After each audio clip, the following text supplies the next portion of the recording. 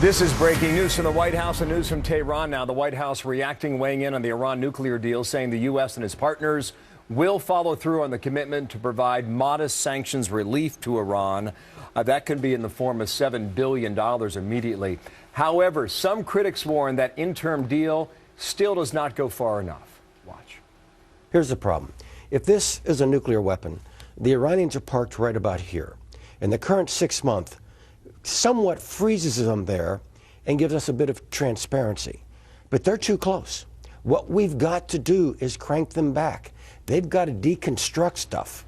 Well, KT McFarland is a Fox News national security analyst and former deputy assistant to the Secretary of Defense during the Reagan administration. And good Monday to you, KT. You say so far, so good. Yeah, so far, so good. But Do we know? This is the easy part. Okay, the easy part was that they freeze, we lift some sanctions. The hard part is yet to come, which is they roll back and we release more sanctions. The problem I have with that is we've already spent our savings account, so to speak. We've already given up our main negotiating leverage, which is those sanctions.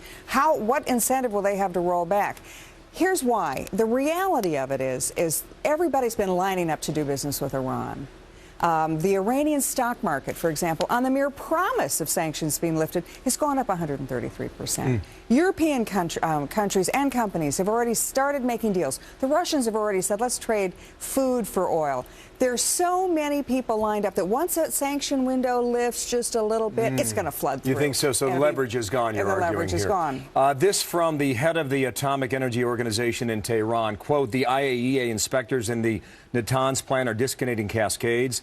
The sanctions iceberg against Iran is melting. See, that's what they wanted. They know that. They know that once the sanctions are lifting, the iceberg is going to melt completely. Their economy will boom. It'll be the strongest economy in the Middle East. They'll be considered a de facto nuclear power by their neighbors because, as General Hayden just pointed out, they get so far, we want them to roll back. If they never roll back, the other countries in the region say, not only is Iran becoming a threshold nuclear power, but they're doing it with America's blessing. So what that does is it causes the other countries in the region to say, we need nukes of our own. Right. And you have a nuclear arms race. Yeah. Are you arguing that it's already too late for Iran?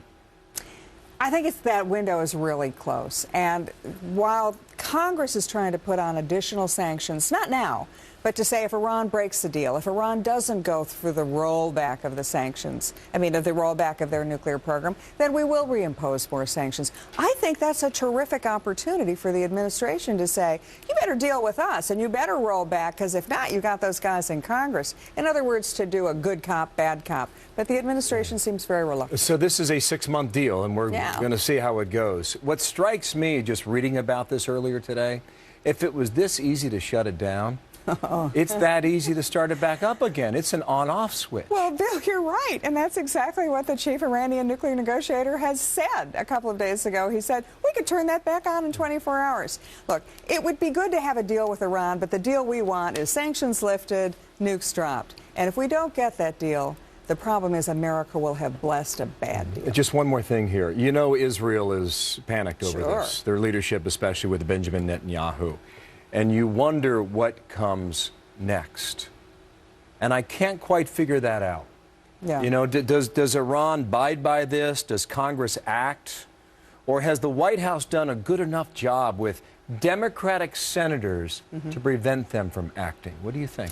Well, the Democratic senators are reflecting the anxiety in the Middle East, because it's not just Israel who's scratching their heads thinking, is this endangering us? It's all the other traditional American allies in the region. And so, time will tell. I'm not optimistic. I think we've given up the most potent leverage we have in exchange for very little, but time will tell. Yeah. And the bad result is that Iran becomes the dominant alpha dog of the Middle East. And why do we care? Because that's where the world's oil comes from. KT, thank you. Something to watch every bet. day. KT McFarland in studio.